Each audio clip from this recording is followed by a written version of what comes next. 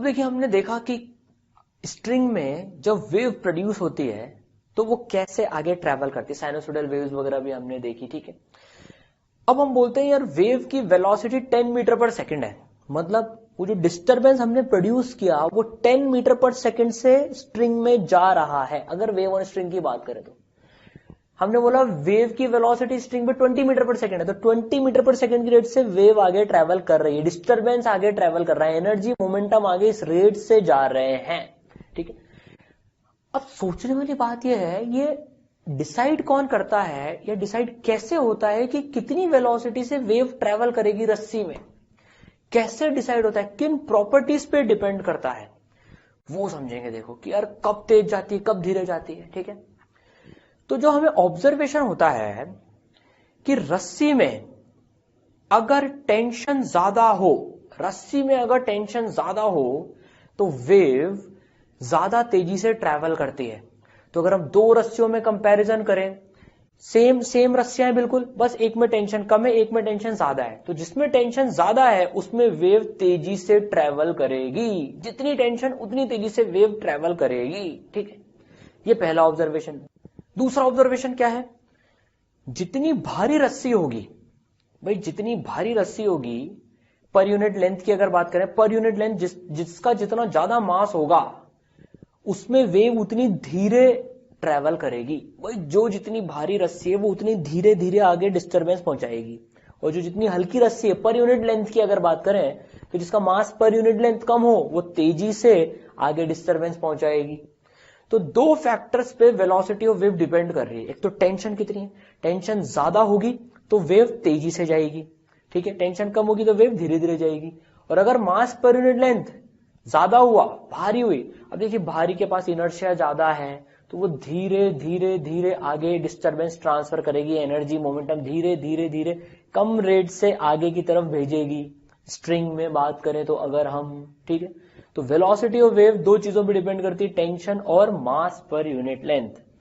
अब देखते हैं किस एग्जैक्ट तरीके से वेलोसिटी ऑफ वेव डिपेंड करती है इन दोनों चीजों पे, देखते हैं।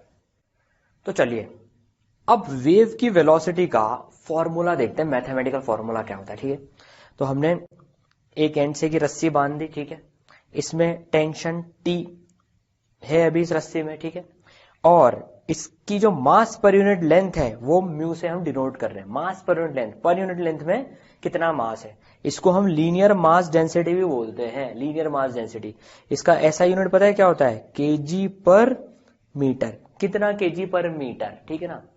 सीजीएस यूनिट ग्राम पर सेंटीमीटर। भाई कितने पर यूनिट लेंथ में कितना मास है, ठीक है। तो हमने देखा था कि टेंशन जितनी ज्यादा उतनी ज्यादा वेव की वेलोसिटी स्ट्रिंग में, म्यू जितनी ज्यादा, मास पर यूनिट जितनी ज्यादा भारी रस्सी पर यूनिट लेंथ उतनी कम वेलोसिटी। तो जिसका फॉर्मूला आता है वो आता है velocity of wave is equal to under root T by mu, root of T by mu, tension upon mass पर यूनिट लेंथ। ये वेव की वेलोसिटी होती है स्ट्रिंग में। देखिए टेंशन और मास पर यूनिट लेंथ पे डिपेंड कर रही है, टेंशन जितनी ज्यादा होगी वेव की वेलोसिटी उतनी ज्यादा होगी, म्यू जितना ज्यादा होगा वेव की वेलोसिटी उतनी कम होगी। डायमेंशनली चेक कर लेते हैं, फॉर्मूला सही है ना भैया। भाई टेंशन का जो डायमेंशन होता है, टेंशन का जो डायमेंशन होता है फोर्स के बराबर होता है, ML/T-2। म्यू का मास पर यूनिट लेंथ ML-1, M से M कटेगा, L-1 उचक के ऊपर जाएगा तो ये आ जाएगा L²T-2, रूट है इधर तो LT-1 मीटर पर सेकेंड, ऐसा यूनिट वेलोसिटी का डायमेंशन आ गया LT-1, ठीक है। डायमेंशनली मैच कर रहा है फॉर्मूला ये, ठीक है। तो वेव की वेलोसिटी देखिए टेंशन और म्यू पे डिपेंड कर रही है, ठीक है ना। देखिए तो बेसिकली वेव कितनी तेजी से जाएगी वो टेंशन और म्यू, वेव जो स्ट्रिंग की जो प्रॉपर्टीज हैं, दोनों स्ट्रिंग की प्रॉपर्टीज हैं कि भाई स्ट्रिंग में कितना खिंचाव है और कितना उसका मास पर यूनिट लेंथ है उस पर डिपेंड कर रही है, ठीक है। तो भाई अब देखिए हम एक रस्सी ले लेते हैं, हमने एक रस्सी ले ली, ठीक है ना। ये एक रस्सी जो हमने ले ली, अभी इस रस्सी में एक टेंशन है। अब देखिए बहुत काम की चीज समझने वाले हैं अभी अपन। इस रस्सी में एक टेंशन हमने दे रखी है कुछ, ठीक है, और इसका मास पर यूनिट लेंथ भी है म्यू, फिक्स है वो, तो इसका मास पर यूनिट लेंथ तो फिक्स है। अब देखिए ये सोर्स इसमें ऑसिलेशन प्रोड्यूस करेगा, ये जो सोर्स है ये इसमें ऑसिलेशन प्रोड्यूस करेगा। अब देखिए जो इसमें स्ट्रिंग में जो वेव कितनी तेजी से जाएगी वो तो टेंशन और म्यू डिटरमाइन कर रहे हैं, सोर्स डिटरमाइन नहीं कर रहा है कितनी तेजी से जाएगी। देखिए सोर्स क्या क्या चेंज कर सकता है, सोर्स पे क्या क्या चीज डिपेंडेंट है, सोर्स पे फ्रीक्वेंसी डिपेंडेंट है वेव की, कि भाई कितनी फ्रीक्वेंसी से, जितनी फ्रीक्वेंसी से ये ऑसिलेशन हाथ कर रहा है, जो सोर्स और जितनी फ्रीक्वेंसी से ऑसिलेशन कर रहा है उतनी फ्रीक्वेंसी से ही ये वेव इसमें जाएगी। भाई मान लीजिए ये हाथ 2 चक्कर पर सेकंड कर रहा है मान लीजिए, तो 2 वेव्स पर सेकंड बनेगी। ये हाथ अगर 3 चक्कर पर सेकंड कर रहा है तो 3 वेव्स बनेगी। ये सोर्स अगर 5 कर रहा है तो 5 की बनेगी। ये 10 कर रहा है तो 10 की वेव, 10 फ्रीक्वेंसी की वेव बनेगी। ठीक है, तो फ्रीक्वेंसी सोर्स डिटरमाइन कर रहा है, वेव की वेलोसिटी सोर्स डिटरमाइन नहीं कर रहा है। वेव कितनी तेजी से जाएगी वो तो इसकी टेंशन और म्यू डिटरमाइन कर रहे हैं। सोर्स तो फ्रीक्वेंसी सेट कर सकता है, कितनी फ्रीक्वेंसी का है सोर्स, उतनी फ्रीक्वेंसी की ही वेव्स इस रस्सी में बनेगी। सर और सोर्स क्या और डिसाइड कर सकता है, सोर्स एम्पलीट्यूड डिसाइड कर सकता है। भाई जितने ज्यादा एम्पलीट्यूड का सोर्स ऑसिलेशन कराएगा उतने ज्यादा एम्पलीट्यूड की वेव बनेगी, और जितने कम एम्पलीट्यूड की बनाएगा उतने कम एम्पलीट्यूड की वेव बनेगी, और जितने ज्यादा की बनाएगा उतने ज्यादा की बनेगी। तो एम्पलीट्यूड और फ्रीक्वेंसी ये सोर्स डिसाइड कर रहा है, और वेव की वेलोसिटी ये मीडियम की प्रॉपर्टी है कि इसमें कितनी टेंशन है और इसकी कितनी मास पर यूनिट लेंथ है। ठीक है, चलिए अब कुछ क्वेश्चंस प्रैक्टिस करते हैं इसके। Tension T equal to 100 newton, mass of string is 100 gram and length of string is 10 centimetre, find velocity of wave on string. तो इस रस्सी में टेंशन 100 न्यूटन की है, इस पूरी का मास है 100 ग्राम और इसकी लेंथ है 10 सेंटीमीटर। तो भाई अभी क्या करते हैं, सबसे पहले म्यू निकाल लेते हैं। म्यू कितना है, 100 ग्राम पर 10 सेंटीमीटर। इसको ऐसा यूनिट में चेंज कर लेते हैं पहले केजी पर मीटर में। तो 100 ग्राम को 10 की पावर -3 और सेंटीमीटर को मीटर में कन्वर्ट कर लिया, तो ये आ गया 10 की पावर -1, 10 की पावर -1, तो 1 kg पर मीटर। तो ये 100 ग्राम की रस्सी 10 सेंटीमीटर की, तो इसकी जो म्यू की वैल्यू आ गई that is equal to 1 kg per metre. So this is equal to 1 kg per metre. तो mu is equal to 1 kg per metre आ गया। बस अब तो फॉर्मूले में रख देंगे, under root T by mu, T की वैल्यू 100 न्यूटन है, तो 100 by 1 that is equal to 10 metre per second. तो इस रस्सी में वेव 10 मीटर पर सेकेंड की रेट से ट्रेवल करेगी। ठीक है, चलिए और हमको कैसे क्वेश्चन मिल जाते हैं। भैया एक लिफ्ट में एक रस्सी से एक 40 किलो का ब्लॉक टांग के रख रखा है। ठीक है, रस्सी 100 ग्राम्स की है और 10 सेंटीमीटर की है। ठीक है, तो इसमें हमें वेव की वेलोसिटी निकालनी है अगर लिफ्ट रेस्ट पर है तो। ठीक है, तो ये पार्टिकल बना लिया हमने, इसका एफवीडी बनाते हैं, इसमें टेंशन निकालते हैं इस रस्सी में। तो इसके ऊपर देखें, इस ब्लॉक के ऊपर इक्विलिब्रियम में पड़ा हुआ, तो एक टेंशन टी लग रही है, इस रस्सी में हमने टेंशन टी मान ली। ठीक है, और एक mg नीचे लग रहा है, तो टी की वैल्यू कितनी हो गई भैया, mg हो गई, टी की वैल्यू m इंटू जी हो गई, मास की वैल्यू रख देंगे 40 इंटू 10 दैट इज 400 न्यूटन। ठीक है, तो 400 न्यूटन की टेंशन होगी इस रस्सी में। ठीक है, velocity of wave is equal to under root T by mu, mu की वैल्यू कितनी थी 1 kg पर मीटर, अभी निकाली थी। ठीक है, बस वैल्यू रख देंगे, टेंशन निकालनी है बेसिकली रस्सी में, under root T by mu से वेव की वेलोसिटी आ जाएगी। तो 400 by 1 that is equal to 20 metre per second. तो इसमें अगर हम वेव छोड़ेंगे, वेव जनरेट करेंगे तो 20 मीटर पर सेकेंड की रेट से ट्रेवल करेगी। ठीक है, टेंशन की वैल्यू 400 न्यूटन। कैसे है, ये रेस्ट पे पड़ा हुआ है, इसका एफवीडी बना के टेंशन की वैल्यू निकाल ली। अब इसमें एक चीज देखिए, हमने इस पूरी रस्सी में टेंशन सेम मानी है, टेंशन हमने 400 न्यूटन इस पूरी रस्सी में सेम मानी है। थोड़ा सा वेरिएशन आएगा टेंशन में, क्यों, क्योंकि रस्सी के पास खुद भी मास है अभी, और ये ग्रेविटी के अंडर हैंग हो रही है। तो रस्सी का जो वजन है वो कितना है 0.1 kg। तो अगर इसका अपन वेट देखें तो 0.1 इंटू जी 10, तो 1 न्यूटन। तो पता है यहां पर जो टेंशन होगी वो जस्ट 40 kg को संभाल रही होगी, तो यहां पर टेंशन होगी 400 न्यूटन की। और जो यहां पर टेंशन होगी, देखिए वो रस्सी का वजन भी तो संभाल रही है, 400 kg तो संभाल ही रही है, साथ में जो रस्सी का खुद का वजन है 0.1 kg, तो 40.1 kg संभाल रही है। ये वाला जो रस्सी का हिस्सा है ये 40.1 kg को संभाल रहा है। तो यहां पर जो टेंशन होगी दैट विल बी 401 न्यूटन। अब ये 401 न्यूटन और 400 न्यूटन, तो हमने जो 1 न्यूटन का जो वेरिएशन आ रहा है पूरी रस्सी में उसको नेग्लेक्ट कर दिया। भाई ये 400 के कंपैरिजन में ये जो 1 न्यूटन का वेरिएशन आ रहा है, भाई हम हर बार अभी ऐसा सवाल भी करेंगे हम जिसमें रस्सी भारी होगी, फिर रस्सी का वजन नेग्लेक्ट नहीं कर पाएंगे, फिर उसमें टेंशन वेरिएबल होगी हर जगह हर जगह हर जगह, तो वहां पर जगह जगह जगह जगह जगह जगह वेव अलग अलग स्पीड से ट्रेवल करके जाएगी, वेरिएबल स्पीड से ट्रेवल करेगी, और फिर वो वेरिएशन नेग्लेक्ट नहीं कर पाएंगे, हम उसको अकाउंट में लेना पड़ेगा। लेकिन जब ऐसा डेटा आता है कि रस्सी हल्की है, यहाँ 400, फिर यहाँ थोड़ा सा ऊपर जाएंगे, यूनिफॉर्मली 400 से 401 वेरी कर रही है, अब इतने छोटे से वेरिएशन में अपन इस वेरिएशन को 400 से 401 को नेग्लेक्ट कर सकते हैं, इसलिए हमने 400 न्यूटन ही मान ली पूरी में, ठीक है। तो बहुत ज्यादा डिफरेंस नहीं आएगा, तो हमने ये 100 ग्राम का वेरिएशन नेग्लेक्ट कर दिया अभी, ठीक है। चलिए भाई, बहुत अच्छी बात। तो ऐसा डेटा मिले तो उसमें रस्सी का वजन हम नेग्लेक्ट कर सकते हैं, ठीक है।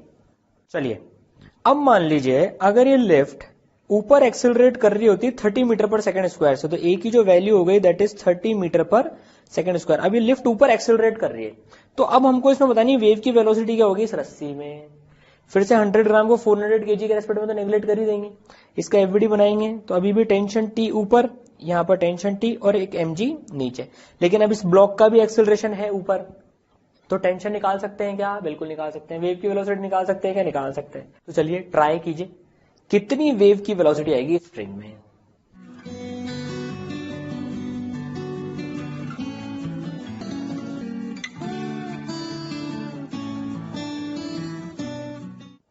आया आंसर? देखिए अब इक्वेशन लिख लेते हैं इस ब्लॉक की, t minus M G equal to M A, ऊपर की तरफ इसका एक्सेलरेशन है, ठीक है। तो t equal to M G plus A, g की वैल्यू 10 है, a की वैल्यू 30 है, 10 प्लस 30, और m की वैल्यू भी 40 है, दैट इज 40 इंटू 40, तो कितनी आ गई है 1600 न्यूटन आ गई। अब वेव की वेलोसिटी कितनी हो जाएगी, under root T by mu, T की वैल्यू डाल देंगे 1600, म्यू की वैल्यू 1 है, तो 40 मीटर पर सेकंड। तो इस केस में जो वेव है रस्सी के रेस्पेक्ट में 40 मीटर पर सेकंड से चलेगी, वो रस्सी के रेस्पेक्ट में वेलोसिटी है ये जो under root T by mu से आती है, ये विद रेस्पेक्ट टू स्ट्रिंग आती है, स्ट्रिंग के रेस्पेक्ट में, ठीक है। चलिए अब मान लीजिए अब हमको एक भारी रस्सी गिवन है और अ स्मॉल वेव पल्स, अब एक वेव पल्स भेजिए, is send from lower end of a uniform rope, अब एक यूनिफॉर्म रोप है of mass M and length L, ठीक है। यहां से हमने एक वेव की पल्स भेजी है, ये एक वेव की पल्स भेजी जो ऊपर ट्रेवल करते हुए जाएगी, ये ऊपर ट्रेवल करते हुए जाएगी, ठीक है। Find the velocity of the pulse when it passes through a point at distance x from the lower end. तो ये वेव जब ऊपर ट्रेवल करके जाएगी, ठीक है, तो हम इसको नाम दे देते हैं, अपर एंड को a और लोअर एंड को b। तो हमें बताना है कि जब ये वेव ये वेव की जो पल्स है, जब ये x डिस्टेंस की दूरी से, जब ये लोअर एंड से मान लीजिए x डिस्टेंस की दूरी जो हमको गिवन है यहां से पास होगी, तो कितनी वेलोसिटी होगी इसकी, ठीक है। तो बेसिकली हमको पता है यूनिफॉर्म रोप है ये, तो हम इस हिस्से में टेंशन निकाल लेते हैं, यहां पर कितनी टेंशन होगी, जितनी यहां पर टेंशन होगी तो वेलोसिटी ऑफ वेव जब यहां से गुजरेगी ये पल्स, तो under root T by mu. Sir mu की वैल्यू कितनी है, म्यू तो है मास पर यूनिट लेंथ। अब यहां पर टेंशन कितनी होगी वो हमको बताना है, अब देख लेते हैं भाई।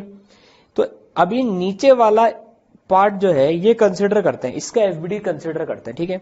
तो इसके ऊपर देखें तो एक तो इसका मास अगर हम छोटा m मान लें तो इसके ऊपर छोटा m g फोर्स लग रही है, यहां पर टेंशन t है, तो इसके ऊपर टेंशन t लग रही है, यहां पर टेंशन t की वैल्यू कितनी है, इक्विलिब्रियम में पड़ी है ये स्ट्रिंग, तो t की वैल्यू छोटा mg।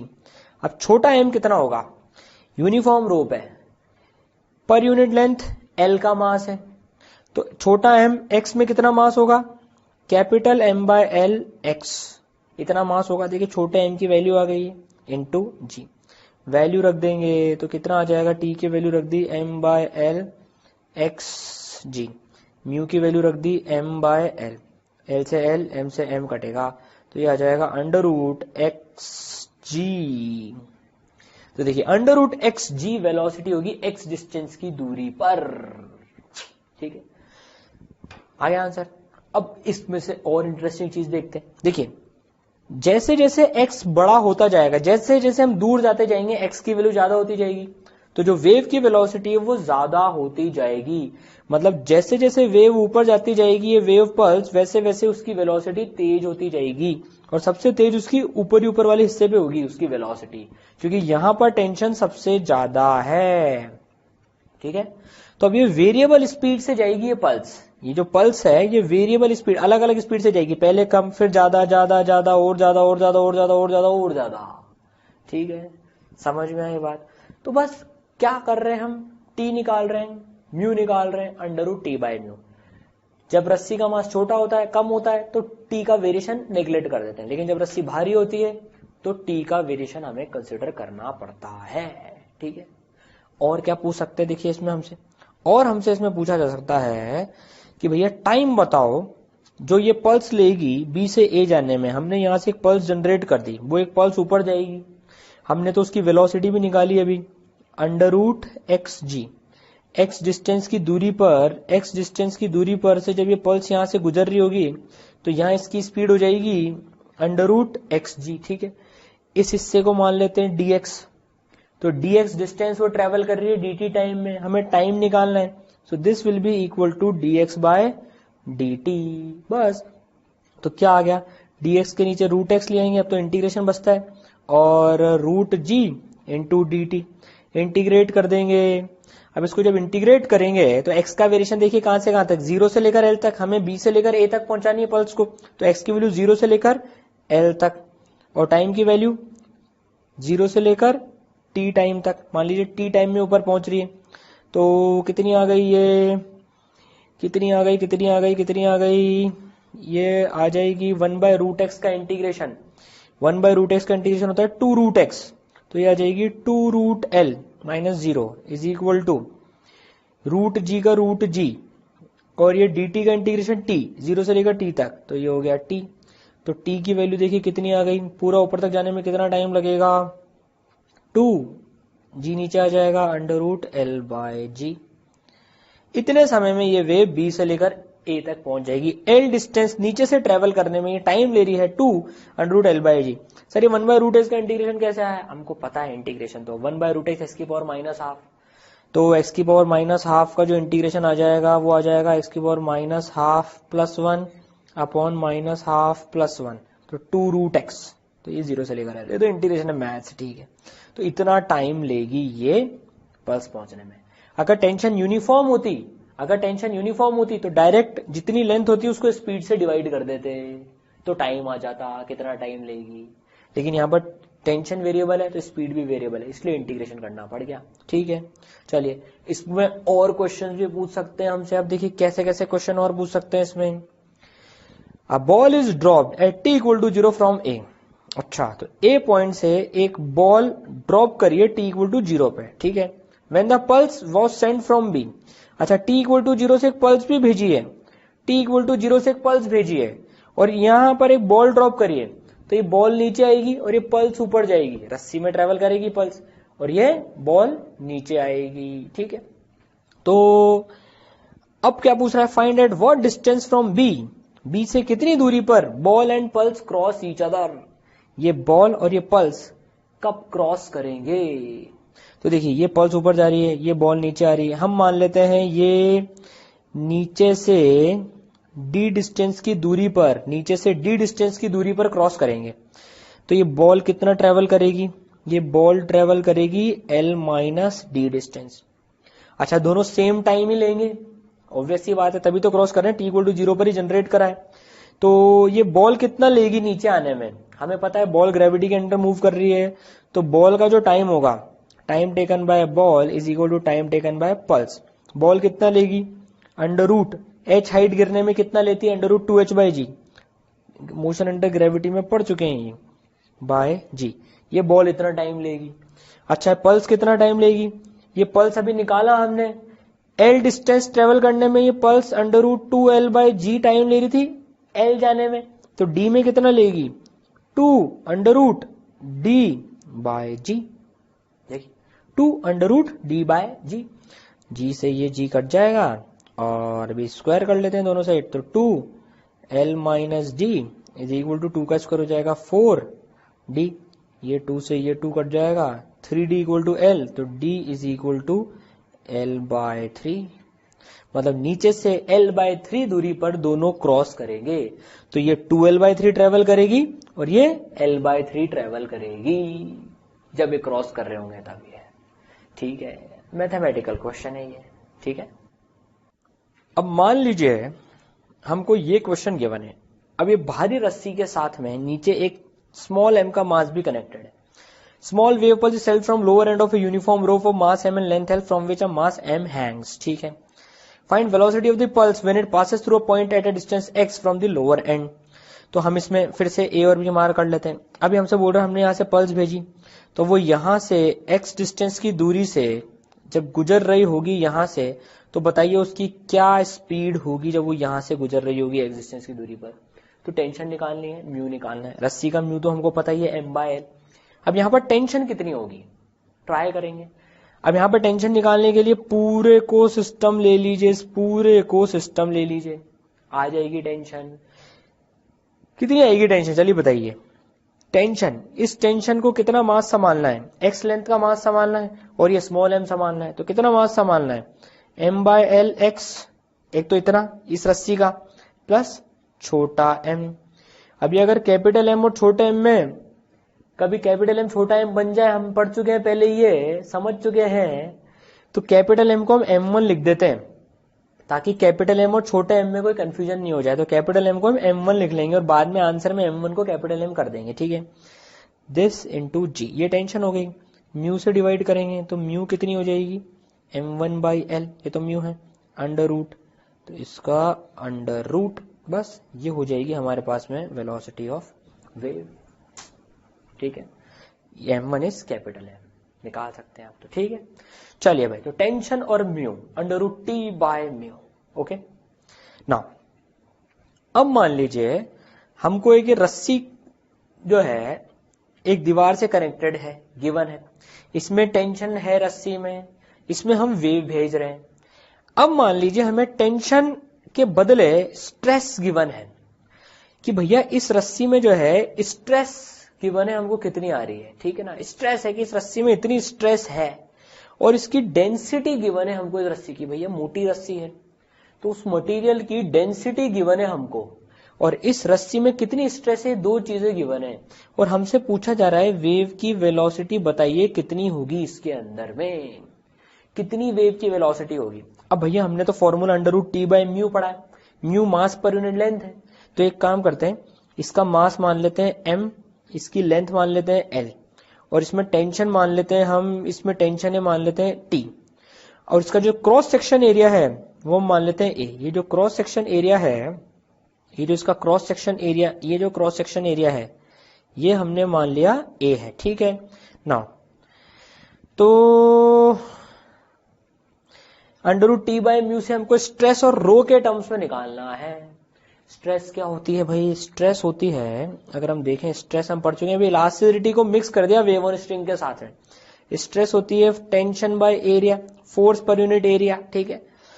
तो ठीक है, तो टेंशन को हम लिख सकते हैं स्ट्रेस इंटू एरिया, तो ये हो जाएगा √ स्ट्रेस इंटू एरिया, ठीक है, डिवाइड बाय म्यू। म्यू की वैल्यू कितनी होती है, म्यू की वैल्यू होती है मास पर यूनिट लेंथ, मास पर यूनिट लेंथ होती है, और डेंसिटी की वैल्यू कितनी होती है, मास पर यूनिट वॉल्यूम। वॉल्यूम कितनी है इसकी, इस रस्सी की वॉल्यूम कितनी है, A इंटू एल, तो वॉल्यूम हो जाएगी A इंटू एल, ठीक है। और ये m/l क्या है, म्यू है ये, तो म्यू बाय A इज रो, बस। तो म्यू क्या बदले कितना डाल देंगे, रो इंटू A से A कट जाएगा। तो देखिए वेलोसिटी ऑफ वेव स्ट्रेस के टर्म्स में कितनी आ गई, कई बार हमको इसकी जरूरत पड़ जाती है, stress by rho, where rho is density, ये जो है इसकी डेंसिटी है इस मटेरियल की। तो अगर किसी रस्से में स्ट्रेस हो S और उसकी डेंसिटी मटेरियल की रो हो, तो उसमें wave √S/A, stress by density का √ की स्पीड से चलेगी, ठीक है, √ स्ट्रेस बाय रो। चलिए अब कैसे फॉर्मूले हमसे पूछा सकते हैं, इलास्टिसिटी और वेव ऑन स्ट्रिंग को कैसे मर्ज कर सकते हैं, देखिए a wire is shown in figure, ठीक है, एक वायर गिवन है, मोटा वायर है, क्रॉस सेक्शन एरिया ए है, यंग्स मॉडुलस y है, मास m है, लेंथ l है इसकी, ठीक है। It is stretched to have extension of delta l in it. अब इसको खींचा, अब इसको फोर्स लगा के जो है खींच दिया, इसको खींच दिया इसको, अब डेल्टा l का एक्सटेंशन आ गया, मतलब अब लेंथ कितनी हो गई, l plus delta l length हो गई पूरी, पहले l थी, डेल्टा l खींच दी, अब l प्लस डेल्टा l हो गई। It is connected to a tuning fork prong of frequency f। इसको ट्यूनिंग फोर्क के साथ में कनेक्ट कर दिया जिसकी फ्रीक्वेंसी है f। Find wavelength of the wave produced in it. इसमें कितनी वेवलेंथ की वेव प्रोड्यूस होगी, given y a m of string. अभी ट्यूनिंग फोर्क क्या है, देखिए ये ट्यूनिंग फोर्क होता है, ये ट्यूनिंग फोर्क ये ऐसे वाइब्रेट करता है, ये ऐसे वाइब्रेट करता है, ये इसके प्रोंग्स होते हैं। इसको अपन ने डिटेल में साउंड वेव्स में डिस्कस करा है, लेकिन अब यहां पर आ गया तो यहां देख लेते हैं जरा एक बार क्या है। ये जो प्रोंग है, ये दो प्रोंग्स होते हैं, ट्यूनिंग फोर्क होता है ये इसके दो प्रोंग्स होते हैं, ये वाइब्रेट करता है। अब देखिए हमने इस रस्सी को ट्यूनिंग फोर्क के प्रोंग के साथ में कनेक्ट कर दिया, देखिए ये एक प्रोंग के साथ में रस्सी का एक एंड कनेक्ट कर दिया।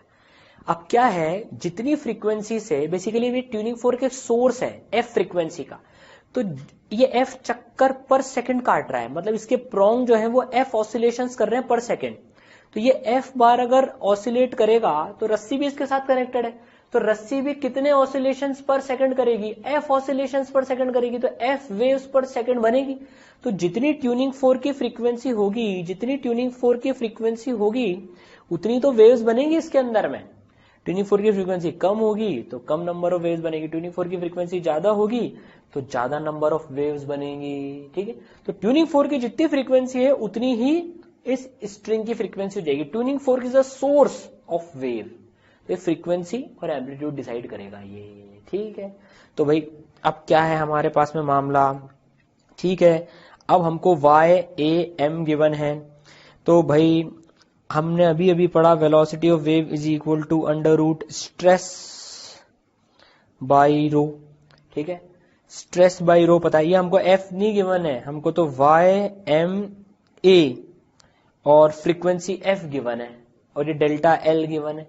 तो अब स्ट्रेस कैसे लाएं भैया, स्ट्रेस कैसे लेके आए, तो इसको स्ट्रेस होती है y के टर्म्स में, स्ट्रेस कैसे लिखेंगे, Young's modulus into strain, Young's modulus into strain delta l by l। देखिए यंग्स मॉडुलस क्या होता है, यंग्स मॉडुलस होता है स्ट्रेस, ओहो स्ट्रेस बाय स्ट्रेन, स्ट्रेन कितनी है डेल्टा l बाई l, तो y into delta l by l stress हो गई। Density mass per unit volume, volume कितनी है a into L, a into L, l से l तो कट गया तो ये आ गया, तो कितनी आ गई है y, a ऊपर उचक के आएगा a delta l upon m, ये वेलोसिटी ऑफ वेव हो गई। और वेलोसिटी ऑफ वेव हमने पढ़ी है f लैम्डा, ठीक है। हमको लैम्डा निकालनी है, तो लैम्डा की वैल्यू कितनी आ गई, देखिए f नीचे चल जाएगा तो लैम्डा की वैल्यू आ गई 1 by F under root of y a delta l by capital M। तो इस तरीके से देखिए इलास्टिसिटी और वेव ऑन स्ट्रिंग को जोड़ दिया, कनेक्ट कर दिया। कैसे भी कर सकते हैं, कंसेप्ट आते हैं हमको तो कुछ भी सॉल्व कर सकते हैं, ठीक है। तो क्या देखा हमने, वेव की वेलोसिटी स्ट्रिंग में कितनी होती है under root T by mu, या फिर उसको स्ट्रेस के टर्म्स पे लिखना हो तो under root stress by density, ठीक है।